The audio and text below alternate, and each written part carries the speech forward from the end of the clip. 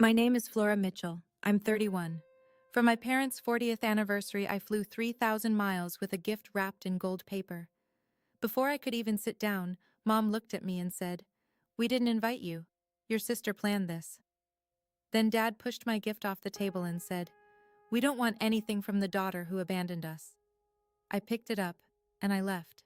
When they found out what was inside, what it cost me, what it meant, and who actually paid for the roof over their heads, they drove 14 hours straight to my front door. Before I take you back to the beginning, if you end up liking this story, please take a moment to like and subscribe, but only if it genuinely stays with you. And tell me in the comments, where are you watching from, and what time is it there? Now, let me take you back 5 years, to the day I found out my parents were about to lose their house. I grew up in Hardin, Ohio. Population 4,000, give or take a few who wandered off and never came back. My father, Gerald Mitchell, fixed pipes for a living. My mother, Judith, worked part-time at the grocery store on Route 31. And my older sister, Vivian, 4 years ahead of me in everything, was the sun the whole house orbited around. I don't say that with bitterness. I say it because it's true. Vivian was loud where I was quiet. She told stories at dinner while I cleared the plates. As she brought home report cards with a speech attached, I brought home the same grades and left them on the counter. Dad would hold up Vivian's and say, "That's my girl." Mine stayed on the counter until Mom filed them away. There was this thing Dad used to say at family barbecues. He'd point his beer at Vivian, then at me, and go, "Vivian got the brains, Flora's Flora." Everyone laughed. I laughed too. I was 8 the first time I heard it.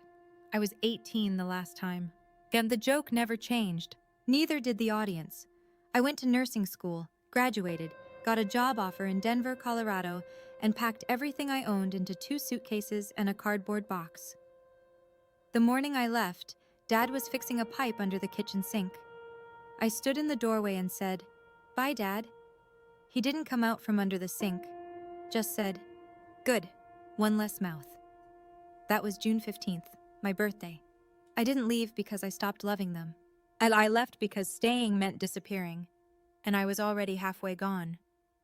For the first year in Denver, I called home every Sunday, 7 p.m., without fail.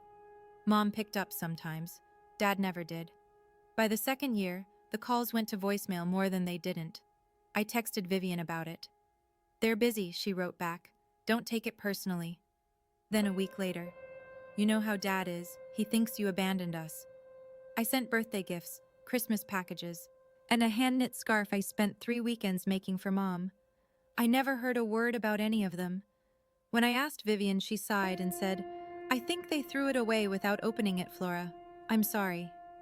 That sentence sat in my chest like a stone. Then one Thanksgiving, Aunt Martha, Mom's younger sister, called me. We were talking about nothing in particular when she said, "By the way, your mom just loves that scarf you sent, wears it every Sunday to church." I went quiet. "Flora, you there?" "Martha?" "Vivian told me they threw it away." Long pause. Then Martha said very carefully, "That's not what happened." I didn't push her, not that day. But something shifted inside me. A crack in the story I'd been told, just wide enough to see light through. I started paying closer attention to the things Vivian said versus the things that were actually true, and the gap between them kept getting wider. I didn't have proof of anything yet, just a feeling. It's the kind you get when someone's been rearranging the furniture in your life and telling you it was always that way. "Flora, they just don't think about you that much," Vivian had said once. "I'm sorry." She said, "I'm sorry" a lot. It never sounded like she meant it. The call came on a Tuesday, March, 5 years ago. I was 26, pulling a double shift in the ICU, when my phone buzzed with Aunt Martha's name. Her voice was tight. "Honey, I need to tell you something. Your parents are 3 months behind on the mortgage. The bank sent a final notice." I leaned against the hallway wall. "How bad is it?" "Bad enough that they could lose the house by summer." "Does Vivian know?" "Vivian told them she'd handle it." Pause. "But I haven't seen any payments go through, and your father won't talk about it. You know how he is." That night, I sat in my apartment and stared at the wall for an hour. Then I called the bank, First National in Hardin. I asked to speak to whoever managed residential mortgages. They transferred me to a man named Dave Keller, branch manager. Calm voice, patient. I explained who I was, asked about the account status. He confirmed, 3 months overdue, foreclosure process starting. Then he said something that stopped me cold. Actually, someone else called last week claiming to be a family member, said they'd take care of it. He paused. But they never followed up with any payment. I knew exactly who that was. Vivian had called, made the promise, and never sent a dime. That was the first time I realized my sister wasn't just careless. She was calculating. I told Dave I wanted to set up automatic payments from my account, monthly, anonymous. Don't tell anyone the payments are coming from me, I said. Not my parents, not my sister, no one. He agreed, and I called Martha and said 5 words. Don't tell anyone, especially Vivian. $2,300 a month. That's what invisible love looks like. I was making decent money as a charge nurse at a hospital in Denver. Decent, not rich. After rent, groceries, student loans, and the new mortgage payment, I had about $200 left each month for everything else. So I made choices. No vacations, no dinners out. I bought clothes from Goodwill and furniture from estate sales. When my car needed new tires, I picked the cheapest ones and drove slow in the rain.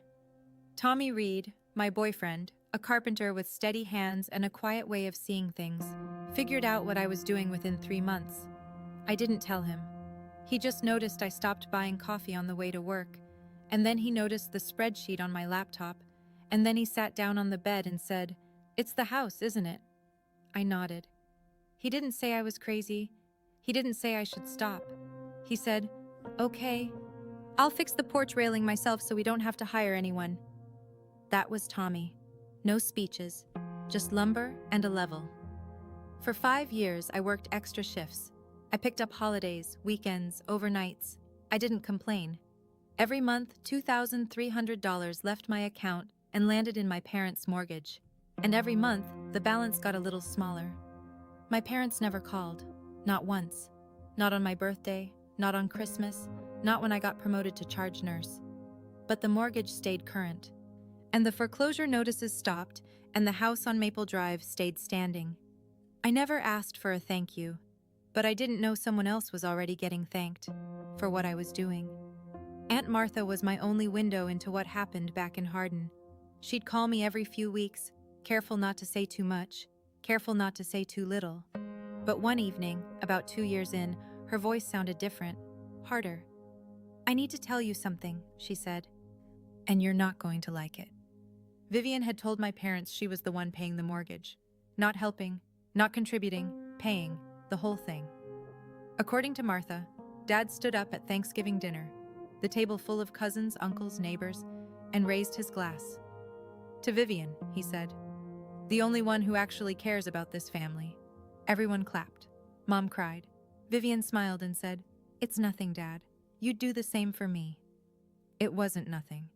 It was $2,300 a month that came from my checking account in Denver, every penny of it mine, and my sister was sitting in my parents' dining room, soaking up the credit like sunlight, but it got worse.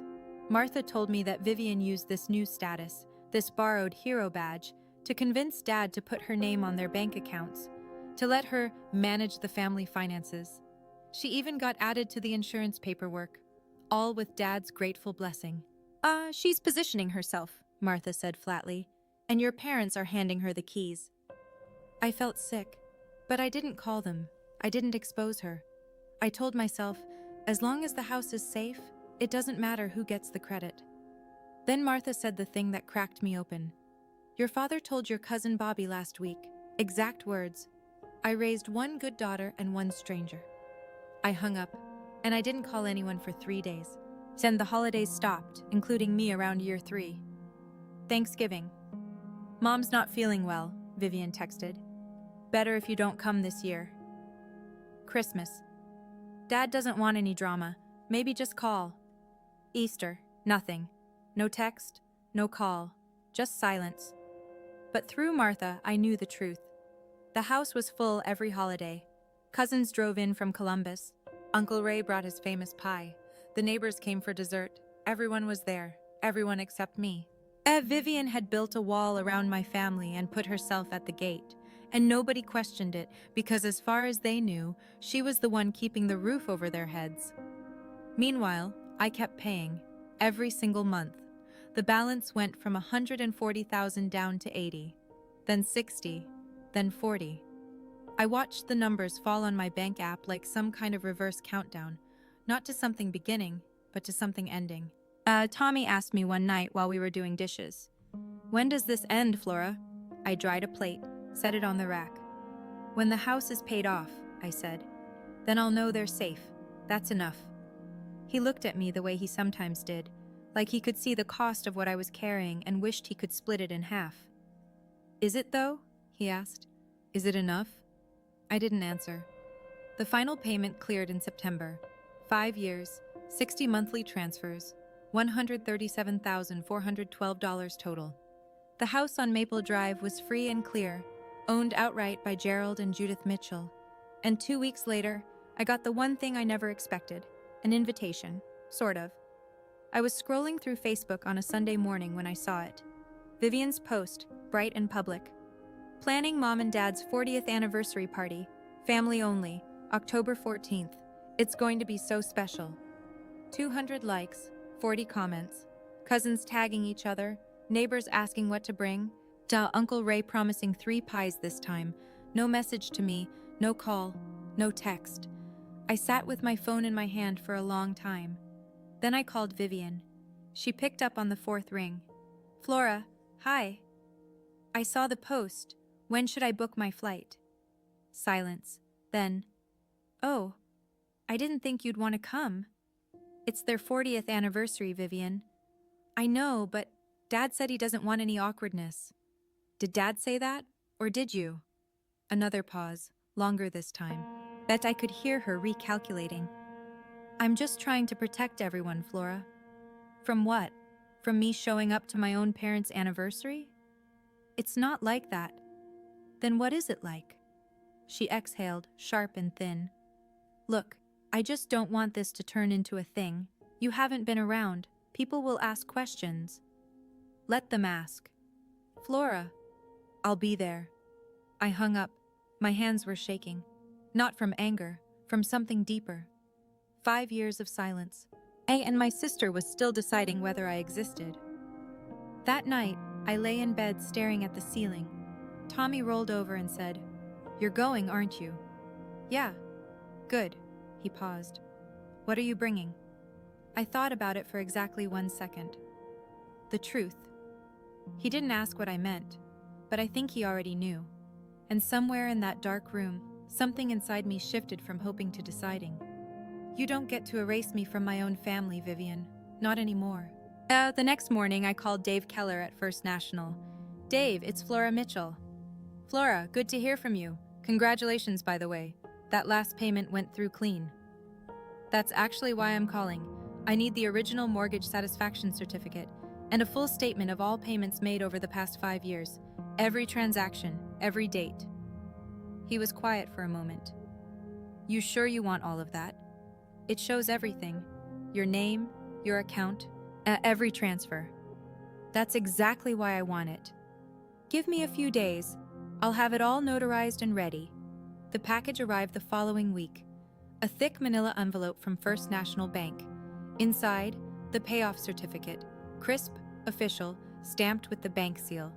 Behind it, 60 pages of transaction records. My name on every single one. I also wrote a letter. 1 page handwritten on plain white paper. I won't tell you what it said, not yet. But I'll say this. It took me 4 tries to get through it without crying, and when I finally sealed it, my hands were steady. I put everything into a box. A nice one, sturdy, from the craft store on 6th. Then I wrapped it in gold paper.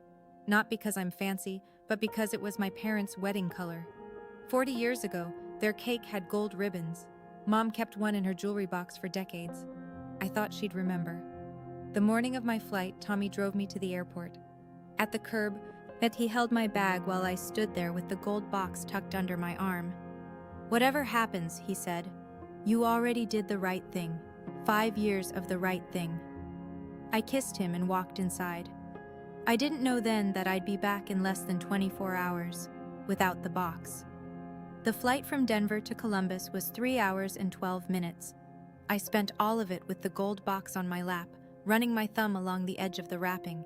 I rented a car at the airport, a small gray sedan. Drove east on I-70 for an hour and a half until the highway narrowed into 2-lane roads and the landscape turned into the flat, green, wide-open Ohio I remembered. Grain silos, white churches, that gas station on Route 31 that's been closing soon since I was in middle school. I turned onto Maple Drive at 4:15 in the afternoon, and there it was, the house. Same brown siding, same chain link fence, same cracked driveway, but today there were balloons tied to the mailbox. A homemade banner hung across the porch, Happy 40th Gerald and Judith. Cars lined both sides of the street. I counted at least 20. I parked at the end of the block, cut the engine, sat there. Through the front windows I could see people moving.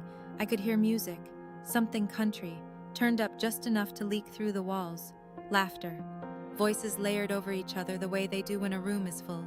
60 people inside, and not one of them expecting me. And I looked at the gold box on the passenger seat. The corner of the wrapping had creased during the flight. I smoothed it with my fingertip. What if they still don't want me? What if I walk in there and nothing changes?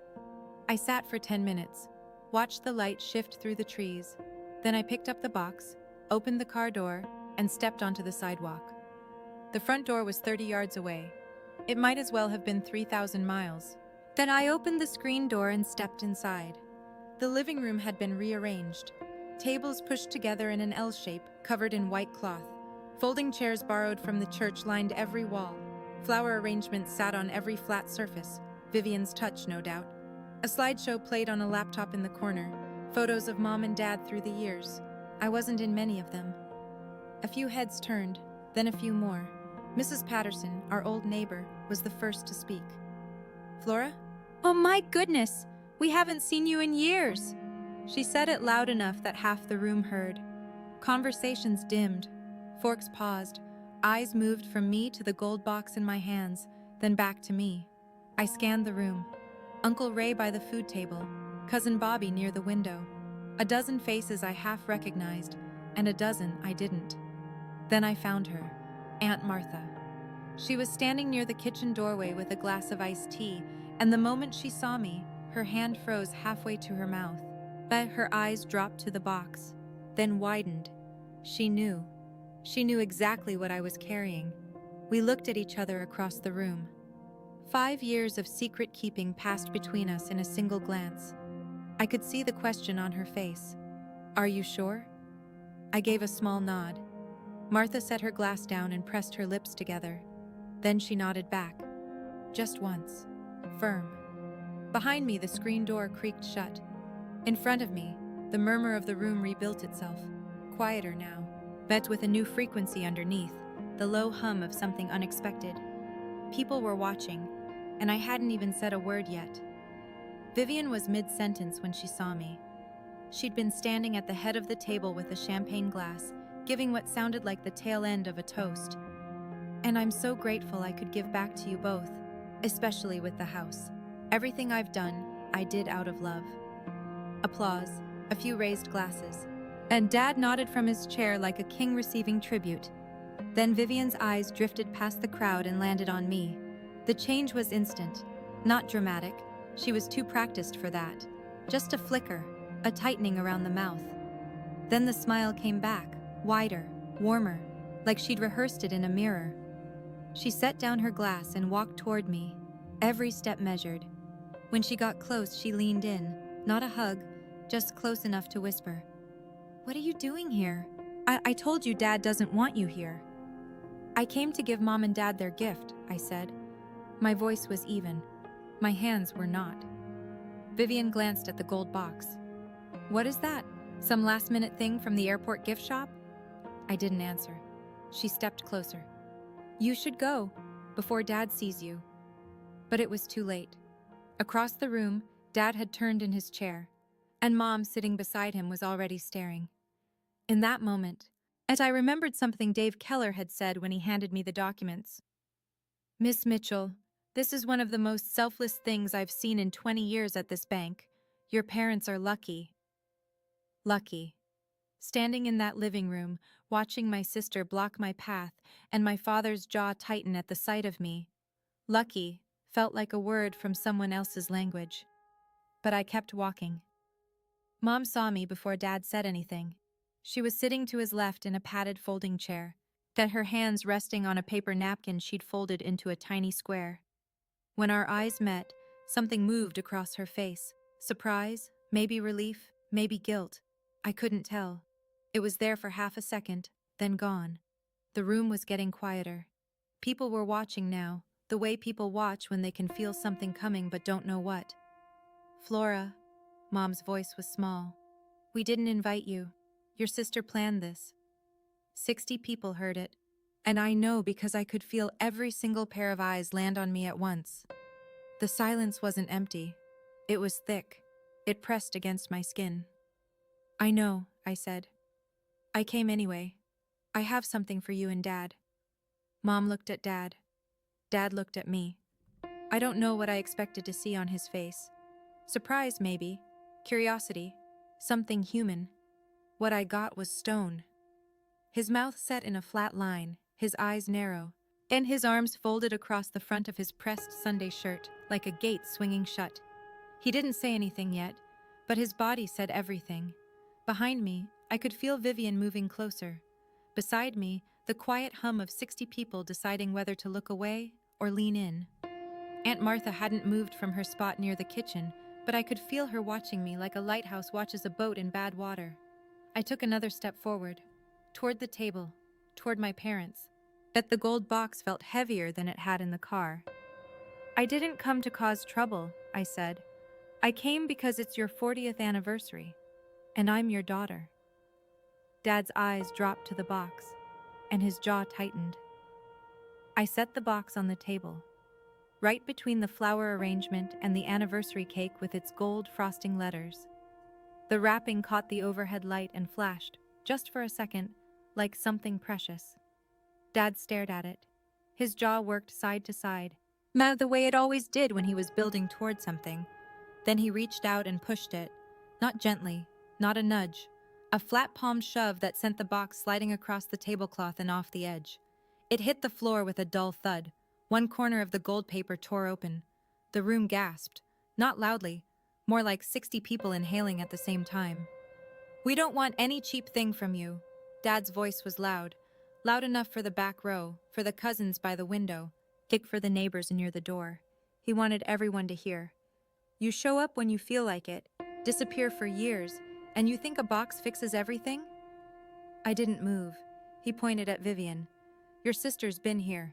Vivian paid for this house. She planned this party. She showed up. Where were you? Vivian stood behind him, arms crossed, chin lifted. She didn't speak. She didn't have to. Her face said it all, that careful, practiced look of someone who'd already won and was just watching the other side realize it. A few guests shifted in their seats. Mrs. Patterson looked at her lap. Uncle Ray set down his fork. Cousin Bobby took a step backward, like the air near the table had turned sour. I looked at my father. My eyes were burning. My throat was tight. But my voice, when it came, was steady. And I knew exactly what I was going to do. I bent down and picked up the box. The torn corner of the gold paper hung loose.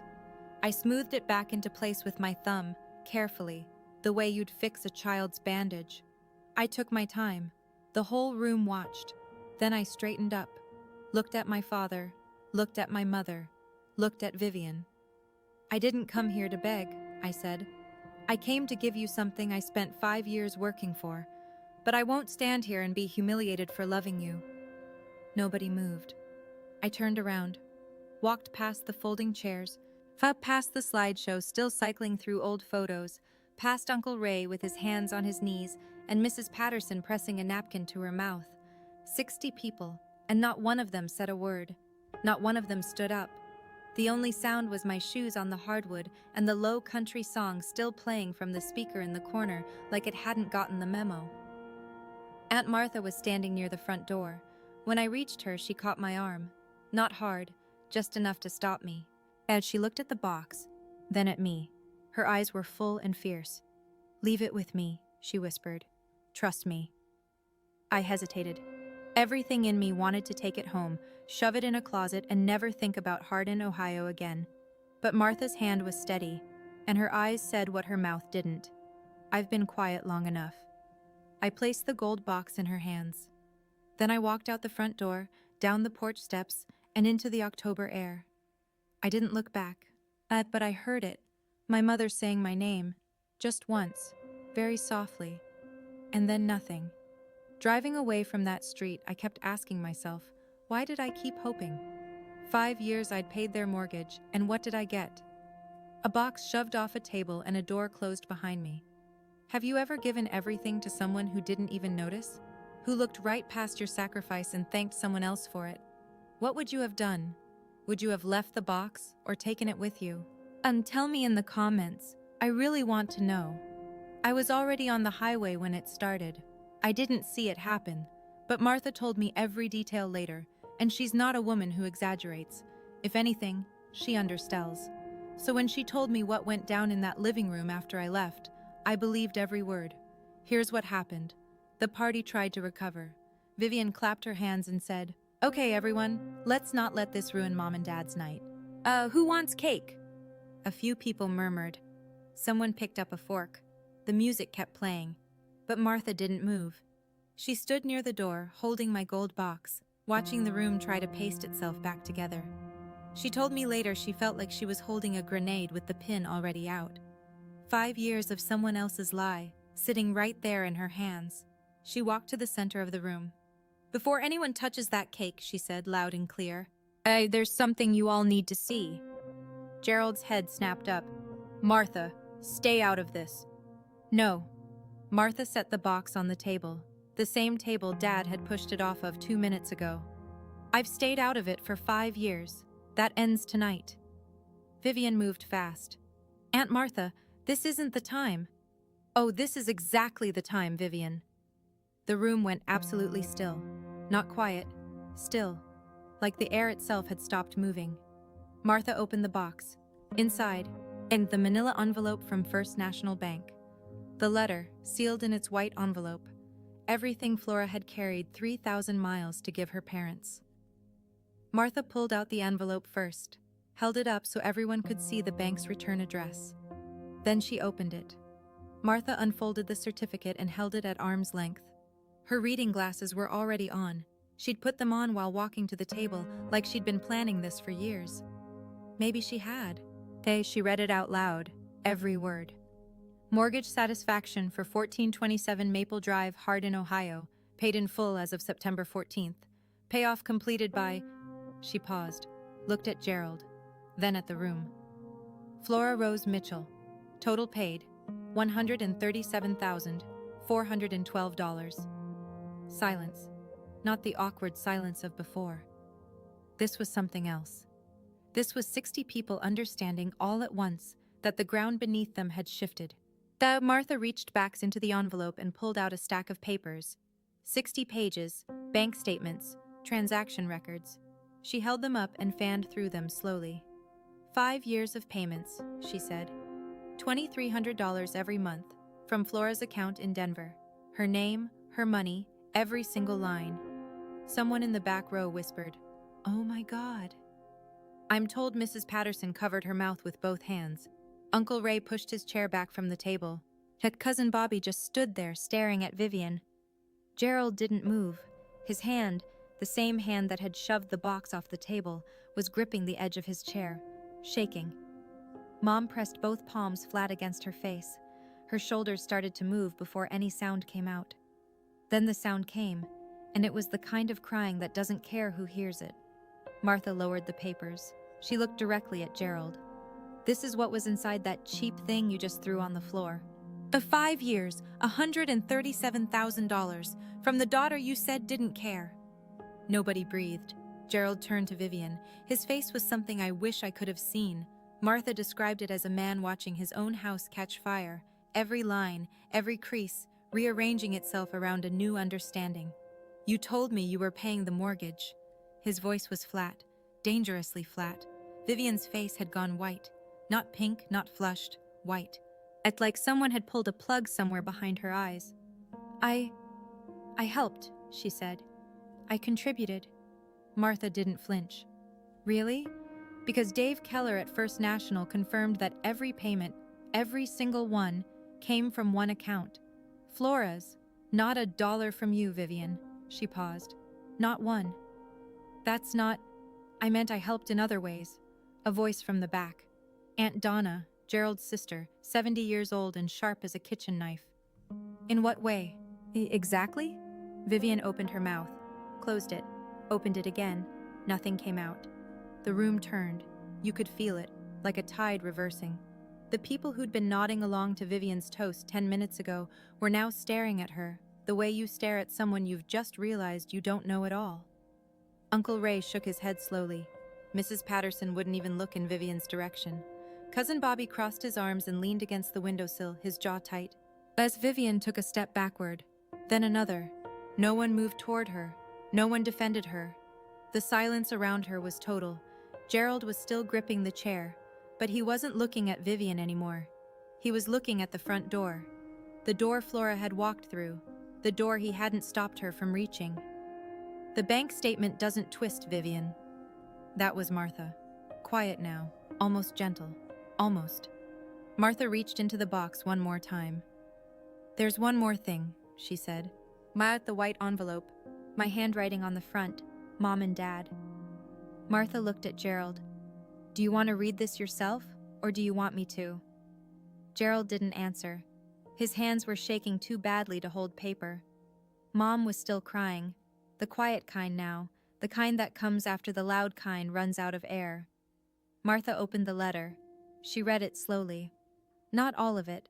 She told me later she couldn't get through the whole thing without her voice breaking. So she gave them the parts that mattered most.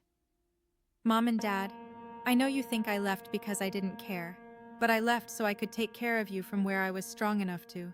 This house is yours. It always was. I just made sure nobody could take it away."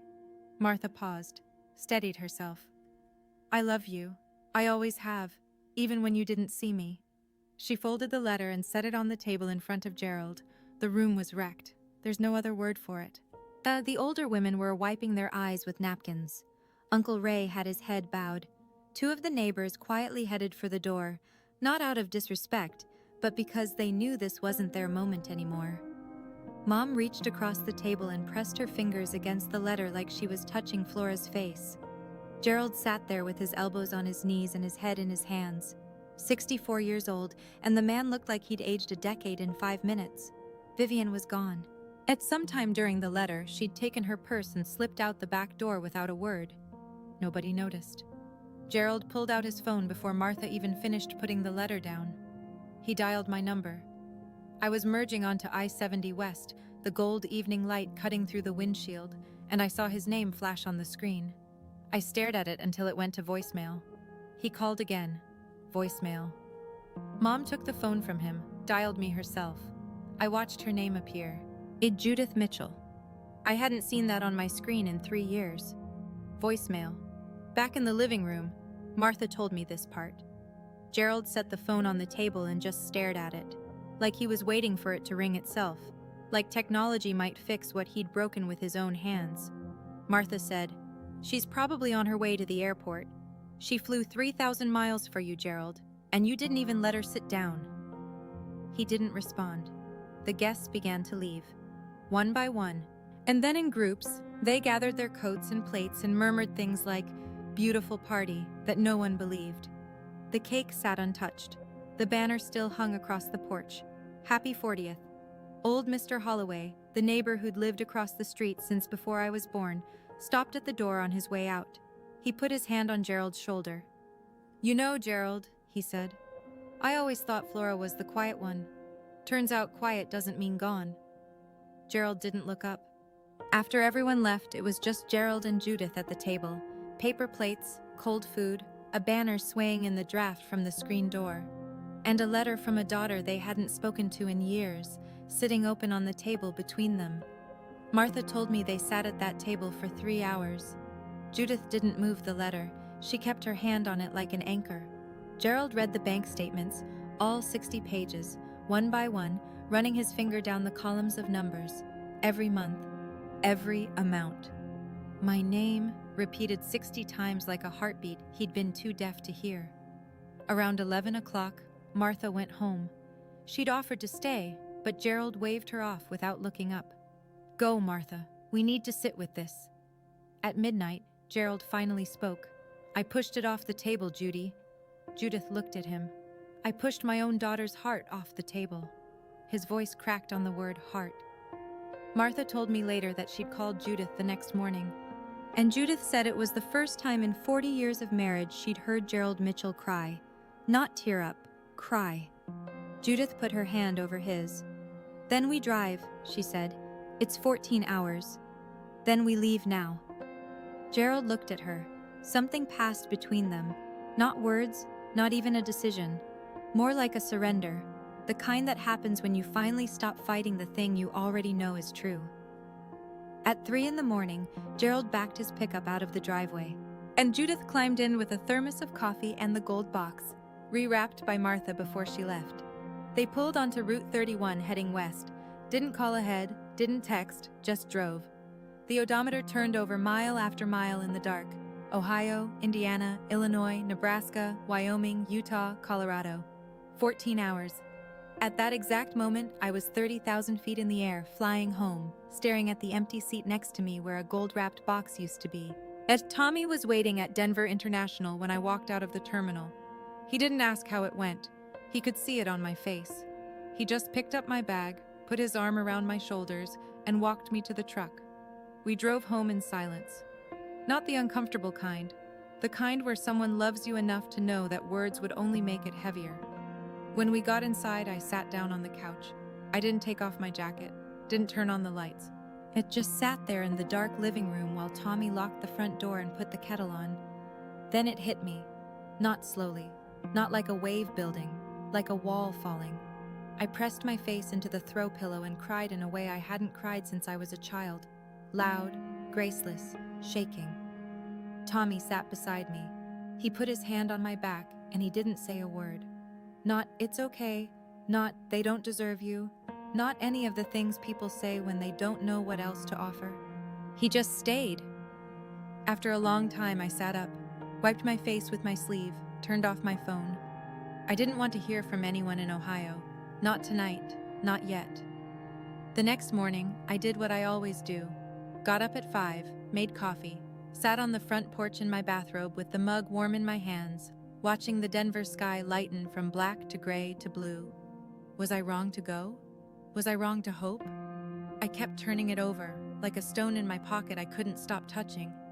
And at exactly 6:07 a.m., I heard a car pull up. I didn't recognize the truck at first. A dusty white pickup, road grime on the fenders, Ohio plates. It parked crooked against the curb, like whoever was driving had stopped in a hurry. The engine ticked in the morning quiet. Then the driver's door opened, and my father stepped out. Gerald Mitchell, 64 years old, rumpled flannel shirt, same one from the party, eyes red-rimmed. Hair pushed to one side from 14 hours of leaning against a headrest. He looked like he'd aged 5 years overnight.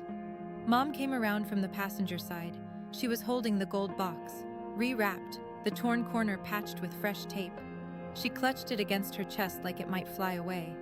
They stood at the end of my walkway, 20 feet of concrete between us. Dad didn't move. He just stood there, his hands at his sides, his mouth working like he was chewing on something that wouldn't go down. 14 hours of driving, and he still didn't know what to say first. I stayed on the porch, coffee in hand, bathrobe, bare feet on cold wood. We looked at each other. The neighborhood was waking up. A dog barked somewhere. A sprinkler hissed on 2 doors down. The whole ordinary world kept moving around us while we stood still. Then my father spoke. His voice was hoarse, stripped down to nothing.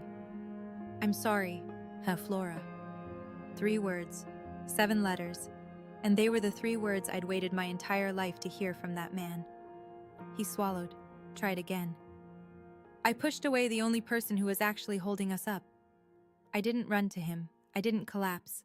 I stood on my porch with my coffee getting cold, and I let those words land where they needed to land. Mom broke first. She came up the walkway with the box still pressed against her, tears already falling, and stopped at the bottom of the porch steps. She didn't try to come up. She waited. I knew.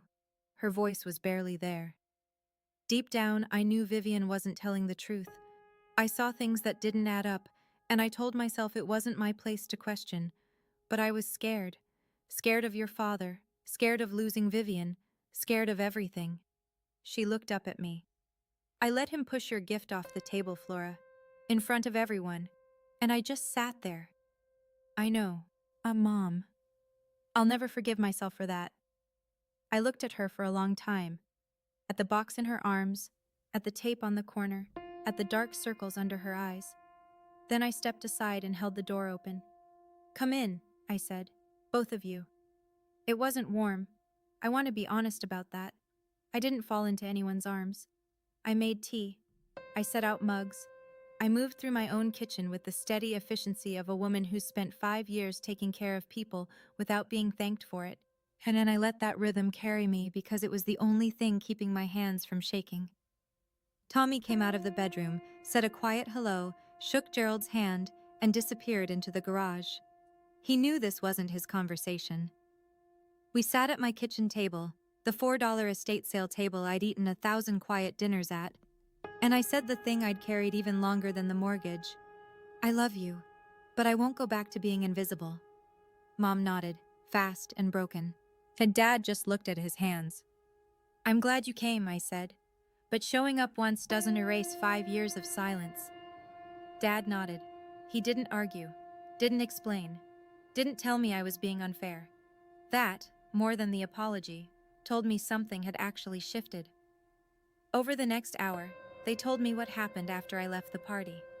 The news traveled the way news always does in a small town, fast and without mercy. By Sunday morning, and half of Hardin knew that Vivian Mitchell had lied about paying her parents' mortgage. By Monday, the other half knew. The church prayer group, the grocery store, the diner on Main where Dad had coffee every morning. People didn't confront Vivian directly. They didn't have to. They just stopped calling, stopped waving, stopped saving her a seat. In a town of 4,000, silence is its own verdict. Gerald told me he'd removed Vivian's name from every joint account. Went to the bank that Tuesday, sat across from Dave Keller, who handled it without a single "I told you so," and signed the papers himself. She had access to things she shouldn't have, Dad said quietly. That's on me. They also hired a local attorney to audit everything Vivian had touched. It was precautionary, Dad said, but the look on his face told me he was afraid of what they'd find. Vivian, for her part, sent a group text to the whole family 3 days after the party. A long, winding message about how Martha had manipulated the situation and turned everyone against her. She called herself the real victim. Nobody replied. Martha sent me a screenshot and a single line. The whole town's talking, not about the money, about the kind of person you are. I read it twice. Then I put my phone down and went back to work. Before they left, I sat them down one more time. The tea was cold by then. The morning sun had moved across the kitchen floor and reached the far wall. We'd been talking for 3 hours, and most of it had been them talking.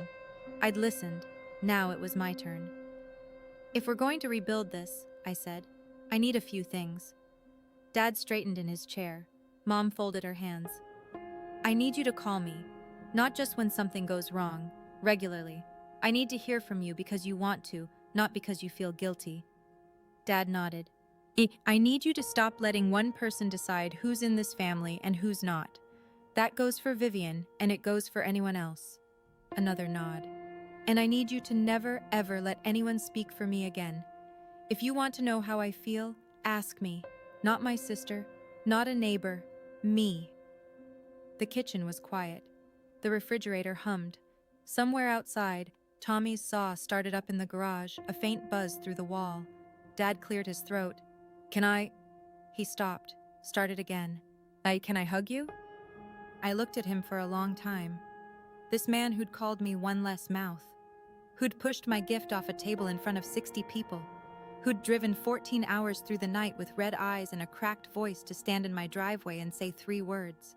I stood up, walked around the table, and let him hold me.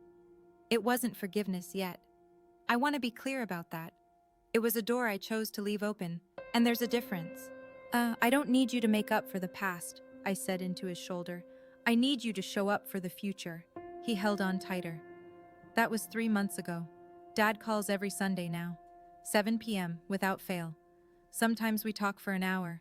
Sometimes it's 10 minutes about the weather and what Tommy's building in the garage. But he calls, every week. He hasn't missed one. Mom sends handwritten cards. They're not long letters, just little notes on the floral stationery she's used since I was a kid. Thinking of you. Saw a cardinal today and remembered you loved them. Small things, real things. They flew to Denver for Christmas. First time either of them had been on a plane in 20 years. Dad white-knuckled the armrests the whole flight. Mom brought homemade cookies packed in 3 layers of bubble wrap. We ate dinner at my $4 estate sale table, and nobody mentioned the empty chair where Vivian might have sat. Vivian. People ask about her. I didn't cut her off. That's not what this is. I just stopped chasing. If she wants to be in my life, she knows where to find me. But she doesn't get to rewrite the story anymore. I went back to work at the hospital the Monday after everything happened. Clocked in, checked vitals, changed IVs. The world doesn't pause because your family finally sees you. It just keeps going, and you go with it. That Tommy asked me one evening while we were washing dishes. Same spot, same question, different weight behind it. So was it worth it? All 5 years? I set a plate on the rack. Same rack, same plate, same life, but different. Every single month. I'm not telling you to pay off someone's mortgage to earn their love. That's not the lesson. The lesson is simpler. Don't let anyone convince you that your kindness makes you weak. And don't ever let anyone else narrate your story. And I didn't win my parents back with money. I won them back by refusing to disappear. When I tell this story, I still wonder, should I have told the truth sooner? If I'd called my parents 5 years ago and said, "It's me, I'm the one paying your mortgage," maybe none of this would have happened. Maybe Dad would have believed me. Or maybe Vivian would have found a way to twist that too. What do you think? Should I have told my parents from the start? Or was keeping it quiet the right call? I've gone back and forth on this 100 times and I still don't have a clean answer. Let me know in the comments. I'd honestly love to hear what you'd have done differently. That's my story. Whether you've been the Flora in your family or you know someone who has. I hope it reminds you that being quiet doesn't mean being weak. Sometimes the people who make the least noise carry the most weight. If this story meant something to you, please hit like and subscribe. And if you want another story about someone who refused to be underestimated, check the link in the description. I picked it just for you. Thank you for staying with me all the way through. I'll see you in the next one.